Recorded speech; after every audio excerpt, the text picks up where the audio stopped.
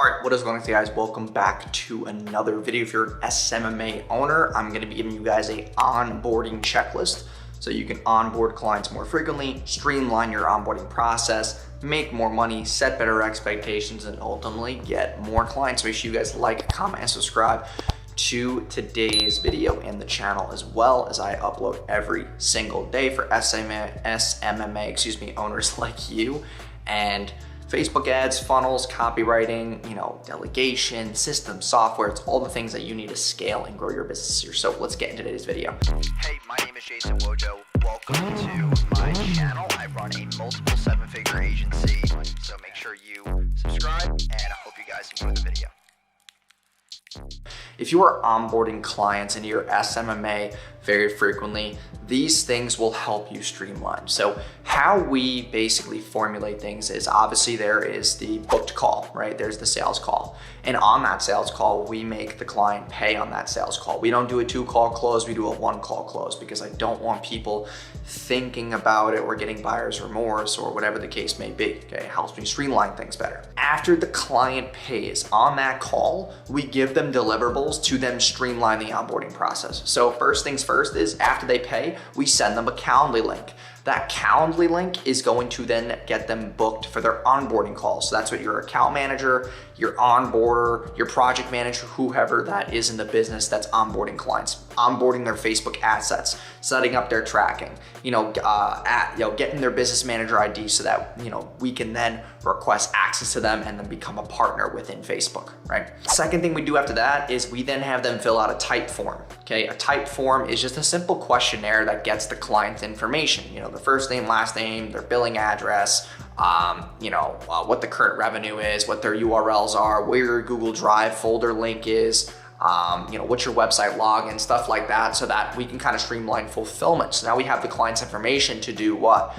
We have the client's information to know that exact information, their phone number as well, in case the onboarder needs to contact them outside of their onboarding call, or an account manager has to contact them outside of their, client communication within Slack, okay? So once that type form's filled out, also we have, a VA who is now able to get the contract ready. So the client paid, they got their onboarding call scheduled, they fill out that type form. Now my VA is now alerted to now take that address, the name, the email, the phone number, and then obviously make the client contract and send it to them through Honeybook. Honeybook is how we send all the contracts. It streamlines things so that we're not taking too much time on the sales call, because when you're booking X amount of sales calls a day, you have to keep revolving. You have 30 minutes, next call, 30 minutes, next call, 30 minutes, next call. And you don't want to have overlapping, because then you could miss a call, right? You don't want your sales team to be missing sales calls. That's obviously not the point. So then they have their onboarding call scheduled. We now have their contract being sent. What's the next piece? The next piece is that on that onboarding call, which you should only allow people to book within 24 hours, because if you let a client or a prospect who just bought wait more than 24 hours, honestly, they're gonna get buyer's remorse and they could pull out of the deal. They could say, listen, I haven't been onboarded yet. This is taking too long. I just want my money back. And that happens. So you wanna make sure that that client's able to book that onboarding call within 24 hours, one rolling day. So on that Calendly, don't let them book 2-3 days out, only have one rolling day, so they only can book within 24 hours. It's just a psychological hack. The other thing that you can do is that you can get their Slack channel ready on the onboarding call, or you can simply make the Slack chat and then have your account manager, VA, or project manager make the Slack chat, and then basically get the Slack connect link and then text it to them. Be like, hey, welcome to Wojo Media. That's our agency. Welcome to Wojo Media. Join your Slack channel. And the Slack channel literally should be named client dash first name dash last name dash business name.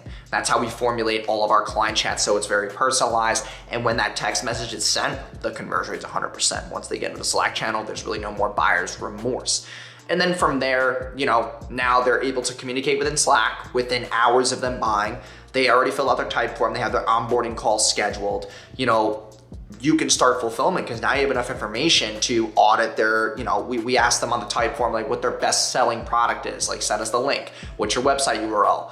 Where are you currently running traffic to? What's the link to that landing page or funnel? We have enough information to start doing strategy, start doing fulfillment. Maybe shoot them a Loom video on what kind of changes we want to make as far as copy or your offer, whatever the case may be, to kind of formulate a better, converting landing page.